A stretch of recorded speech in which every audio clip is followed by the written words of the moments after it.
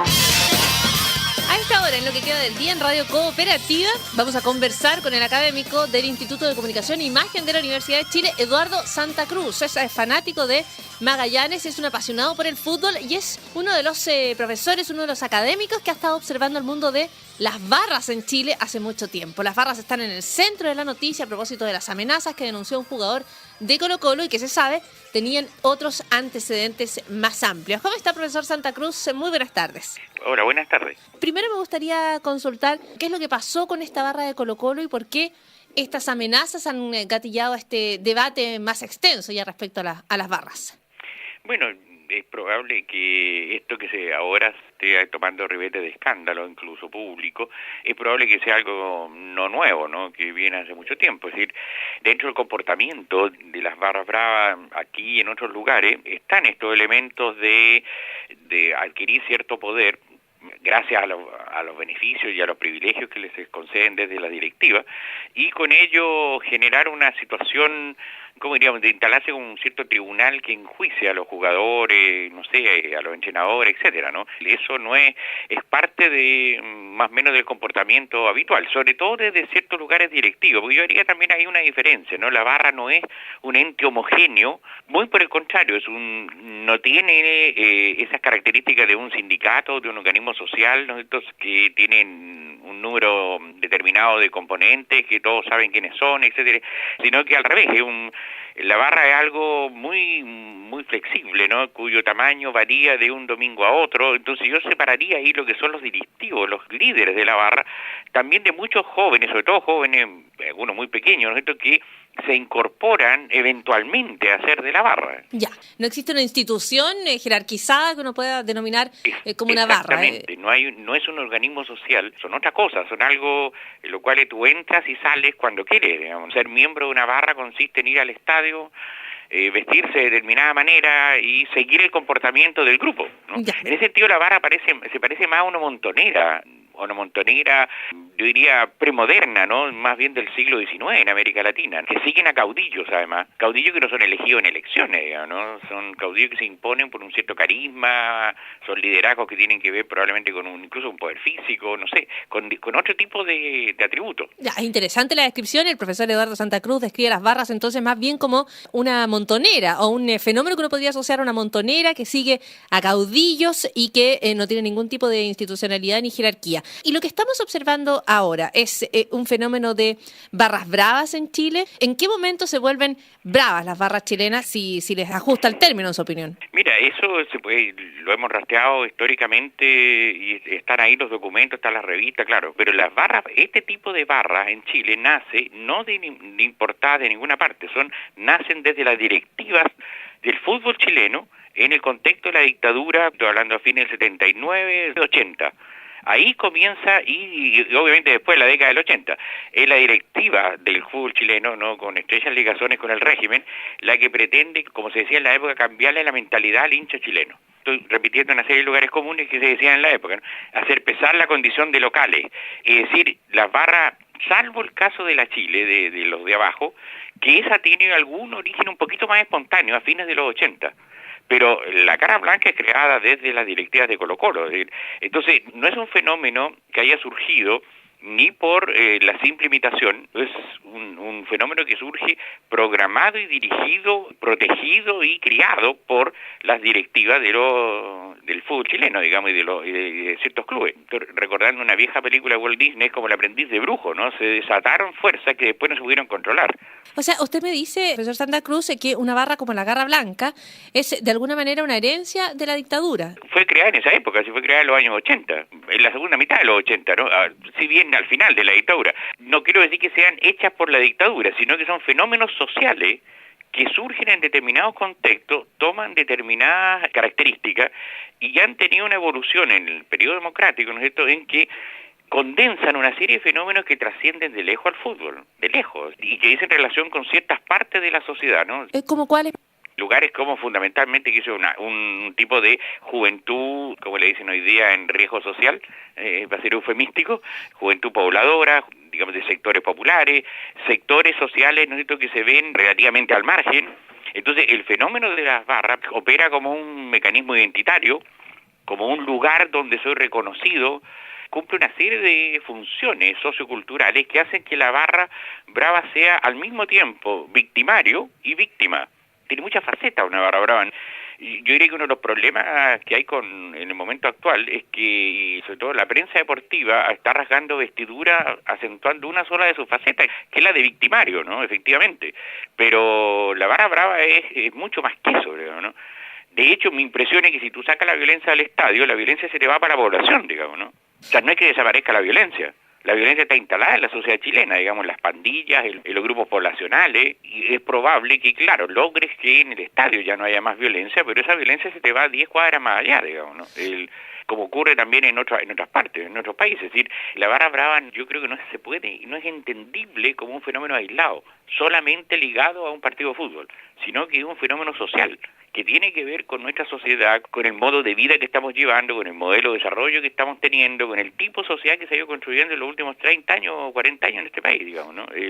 Y que en su interior resume muchas de esas facetas, entre ellas la violencia. O sea, usted plantea que la barra tiene este doble característica de victimaria en cuanto a genera estas amenazas, por ejemplo, o claro, lanza bengalas contra la cancha para tratar de perjudicar al partido o hacer sentir su poder, pero usted dice también es víctima porque la barra es el único espacio identitario para un montón de jóvenes en riesgo social, jóvenes pobladores de sectores populares que no encuentran otro lugar más que esta barra. Y en ese sentido, usted dice, sacar la violencia a los estadios a través de distintas maneras solo va a desplazar la violencia hacia otros lugares. O sea, aquí no tenemos un problema no tenemos un problema con las barras, tenemos un problema con los jóvenes. ¿Eso es lo que usted está planteando? Exactamente, ese es el tema, que por eso digo, el tema es mucho más amplio que el tema del fútbol. Ahora, el fútbol quiere resolverlo en el sentido de los dueños del fútbol, de un fútbol que se ha privatizado. Los dueños del fútbol, léase los grupos económicos que controlan, sobre todo los equipos más grandes, claro, quieren aumentar el negocio y aumentar la asistencia pública al estadio. Y efectivamente, y esa es la faceta victimario, efectivamente no da muchas ganas de ir al estadio, digamos, ¿no? O sea, el estadio se convierte de pronto en un lugar de riesgo. Eso es efectivo. Pero eso no tiene nada de nuevo. Hace muchos años que afuera en Monumental te van a cogotear, ¿no? Antes o después del partido. Y corre ese riesgo. Y de pronto aparece como que acabamos de descubrir lo que está pasando, digamos, ¿no? Entonces, efectivamente, los dueños del fútbol hoy día, como digo, que son estos grupos económicos, claro, que ampararon y favorecieron también a la barra, como lo acaba de reconocer el señor Ruiz Tagle, hoy día ven que ya no es posible sostener aquello, entonces, claro, están tratando de sacar a la barra del estadio, que se vaya con su violencia 10 cuadras más allá para poder atraer más espectadores. Eso es todo lo que están haciendo, a mi modo de ver. Ahora, también hay una hinchada, hay un grupo de familias, hay un grupo de padres que quisieran ir con sus hijos al estadio, mamás que quisieran ir con los hijos a los estadios y que no pueden ir y que también se van a ver favorecidos en la manera en que desaparezca este entorno amenazante que genera la barra. Si matáramos a todos los integrantes de la barra también se verían favorecidos. O sea, te fijas la represión, o sea, no, claro, si lo eliminamos a todos o lo metemos en campo de concentración también se verían súper favorecidos y no habría ni un problema de violencia.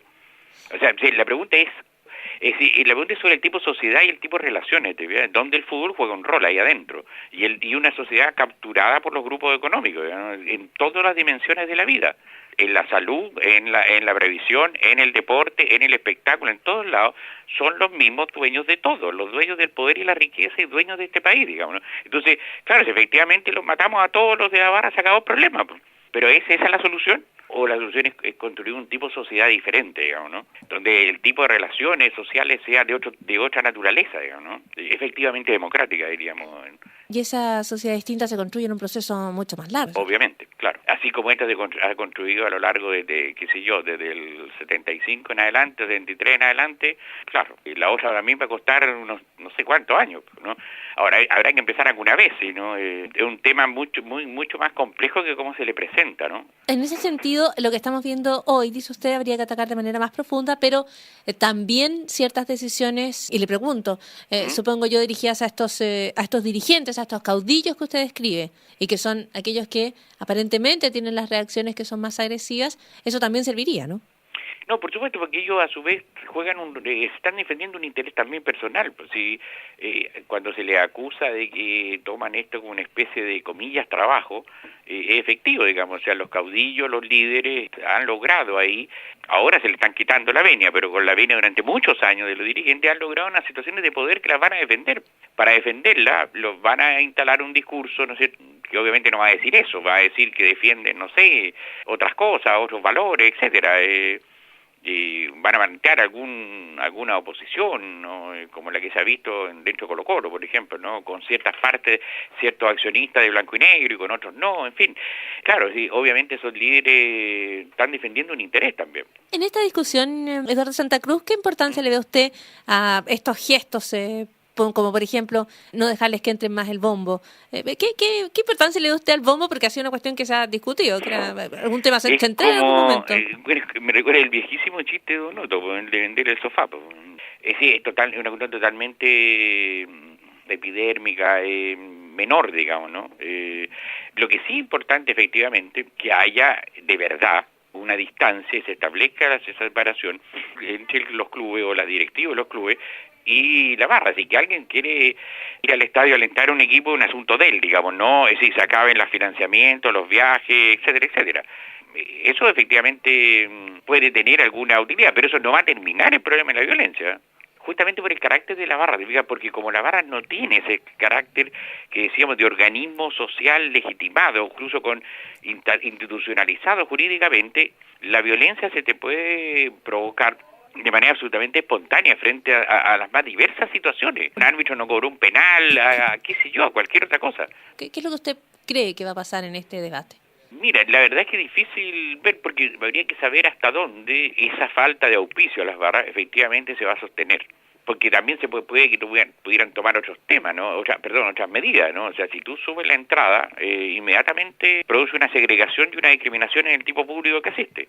Cosa que se ha hecho en Europa, por ejemplo, ¿no? Europa es carísimo ir al estadio, es carísimo, y se vende fundamentalmente por abono, ¿no? Entonces, claro, si tú haces una medida como esa, inmediatamente sacas a un montón de gente y un montón de estos jóvenes que andan pidiendo plata en la esquina, a la buena o a la mala, digamos, piden la plata, ¿no? Los sacas del estadio, digamos, ¿no? Ahora, yo tengo mis dudas de que la acción que estos directivos vayan a realizar sea tan radical. Yo creo que más que todo se trata de ciertas señales mediáticas que van a tener efectos relativos. No creo que haya políticas muy profundas, ni porque significaría cuestionar muchas de las cosas que ellos mismos hacen, ¿no? Porque han usado mucho a las barras, ¿te fijas? O sea, la han usado mucho. O sea, esa es la faceta más de victimario que veo. O sea, no solo el ser pobres o estar en riesgo social, es que también han sido manipulados, instrumentalizados, incluso políticamente. En los 90, gente de las barras eran contratados y llevados a rayar muros para candidaturas políticas. Y eso ocurrió con la barra de los de abajo, por ejemplo, ¿no? Y no decir de qué candidato, ni porque es lo mismo, pero eso ha ocurrido, ¿ya? Entonces, también las barras han sido instrumentalizadas, ¿no? A mí no me cabe duda que de pronto han sido instrumentalizadas para disputas internas dentro de los clubes, entre grupos de dirigentes. Entonces, vamos a ver si efectivamente están decididos a tomar una política más radical de efectiva separación con todo tipo de hinchada, digamos. Muy bien, quedan claros los planteamientos del académico Eduardo Santa Cruz. No es tan fácil, no es llegar y demonizar a las barras, se entiende de lo que nos ha contado esta tarde, profesor. Le agradezco muchísimo la entrevista aquí en Cooperativa. Eduardo Santa Cruz es autor de varias publicaciones en torno a materias futbolísticas y otras. Es autor, por ejemplo, del libro Origen y Futuro de una Pasión. Muchas gracias, Eduardo Santa Cruz. Gracias a ti. Buenas tardes.